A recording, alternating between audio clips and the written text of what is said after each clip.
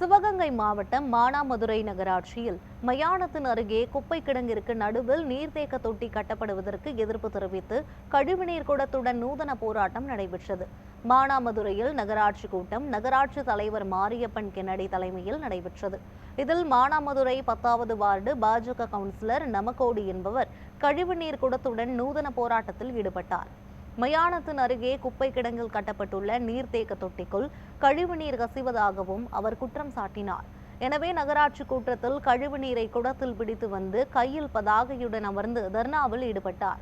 இதனால் நகராட்சி தலைவர் மாரியப்பன் கென்னடிக்கும் பாஜக கவுன்சிலருக்கும் இடையே கடுமையான வாக்குவாதம் ஏற்பட்டது.